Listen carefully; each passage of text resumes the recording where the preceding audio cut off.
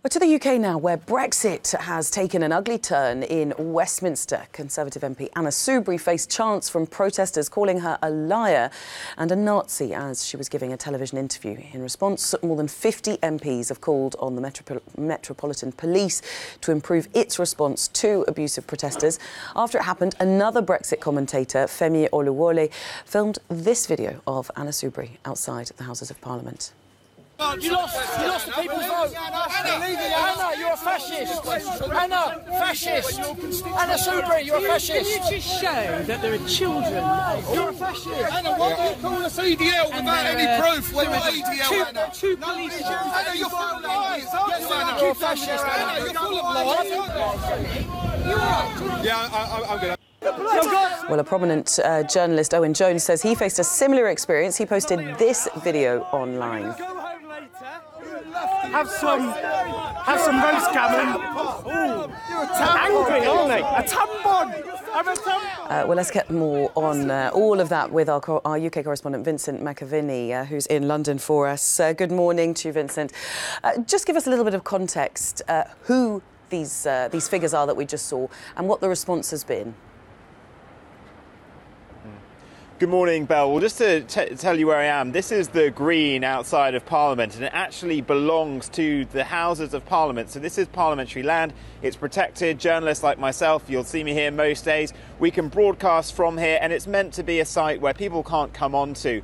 But over the past couple of months, as Brexit tensions have risen, there's been a growing number of daily protesters leave and remain here. And they've mostly been in good spirits. They've at times argued with each other, but it has been pretty pleasant, to be honest. But this element has come in, and we've seen them in the last couple of weeks, this far-right element that seems to be supporters of the likes of Tommy Robinson, and they have been incredibly abusive, hurling abusive language and insults to journalists, to politicians, and to some of those fellow protesters. Now, this little group saw Anna Soubry, who is a former minister. She is a Conservative MP, but she is a strong Remainer, and she's a former barrister. She's a former TV newsreader. She is tough as old boots. But as you saw in that clip there, it got incredibly ugly for her. She was being abused constantly while she was on air with the BBC, and then just trying to get back into the House of Commons, she was surrounded and harassed like that. Owen Jones as well, the political commentator, he had the same experience. I've seen him have that abuse down here before from this same group of about 7 or 8 individuals who live broadcast themselves as they're doing this. And we have asked the police previously, well, why aren't you stepping in? Why aren't you doing more? And they've been a bit too hands-off with this, many people feel. And the Speaker of the House, John Bercow, he has said that the police need to be more active. And as you mentioned, some 50 MPs now asking why the police aren't doing more to step in and make sure that calm and peaceful protest continues here as it should do, but not this sort of thuggery that we've seen. And, of course, all of this threatening to distract from the very important debates that are going on in those Houses of Parliament behind you. MPs, of course, returning to try to debate what's going to be a vote next week. Just bring us up to date with all of that. That's right. Well, the debate is set to start tomorrow, and in anticipation of that, Theresa May had about half of her whole collection of MPs into number 10 Downing Street last night for a drinks reception. She'll have the other half of them there tomorrow night, and she's also meeting with some of the 200 MPs who wrote to her yesterday saying that they will not allow her to move towards no-deal Brexit if her withdrawal agreement doesn't get through the House of Commons next week. That is still expected to fail in the House of Commons because nothing really has shifted. And a bit more bad news for the Prime Minister this morning. A business group called London First, whose board includes the bosses of Starbucks, Capita, Virgin, Deloitte, Legal & General, big businesses, and it has around 200 others in it. It's saying that it now will not support anymore the Prime Minister's withdrawal agreement, and it's calling for the Brexit process to be paused and for there to be cross-party cooperation on what happens next. So more trouble for the Prime Minister as things here at Westminster still seem deadlocked, and that clock is now ticking down. We're under 11 weeks to go as some of the no-deal plans we saw yesterday kicked in with some of those trucks being stacked on the motorway. Things here not progressing too much, but the Prime Minister still has a lot of work to do. Yes, good morning from White Athens. I have to tell you that this morning everyone here woke up in a scenery that we're not used to. So, as you can understand, I have to tell you that we had this heavy snowfall the previous decade just 2 times, and I think it's the first time that this happens in this decade. So, as you understand, the country is not used to so much snow. So, we had serious disruptions since this morning. There were problems with the public transport in Athens. There was one metro line that was disrupted, that was cut in two, but at this time, the problems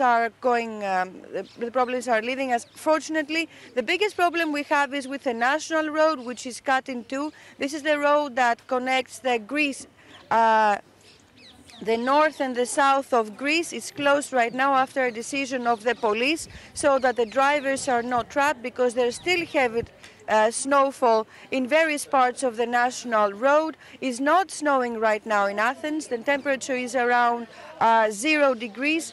According to the meteorology agency, the weather will go back to normal for Athens after midday today. So let's enjoy the snow we have for now. He's the highest profile Catholic cleric to be embroiled in a paedophile scandal in France. Philippe Barbarin, the Archbishop of Lyon, arrived in court at the start of his 3-day trial, denying he had ever tried to cover up sexual abuse. I'll answer to the court. It's the court that summoned me today, and I've come to stand before it. Barbarin is accused of failing to report a priest who is said to have abused scouts in the 1980s and 90s. He did eventually remove him from his post after he said the Vatican had asked him to avoid a public scandal. The accusations came to light when an alleged victim described historic abuse accusations. Several were in court complaining that the church had tried to sweep abuse under the carpet. In the case of Cardinal Barbarin, Father Prena told him about what he'd done to children. The priest reassured Barbarin that he had not done it since, and on that basis Barbarin promoted him to dean a few years later. My thoughts today are first and foremost with the victims, the ones who are not here, the ones who could not speak. And I think that at last we will know the truth about the mechanism of silence. Barbarin's lawyer says his client never obstructed justice because the alleged abuse had taken place in Lyon years before his client had been made Archbishop of the city. By that time, the statute of limitations had passed. Barbarin's lawyer said his client wanted the facts to be established. What I conclude from this afternoon's proceedings, which appear to me to be really important, is to address the 1.3 billion Christians worldwide. Barbarin has assumed his responsibilities and comes here to say he was in charge at the time, but he needs to set the record straight. If found guilty of failing to report the priest's actions, Barbarin and 5 other defendants could face up to 3 years in prison and a €45,000 fine. But previous attempts to bring the case to trial failed due to insufficient evelyn Lavric, Euronews.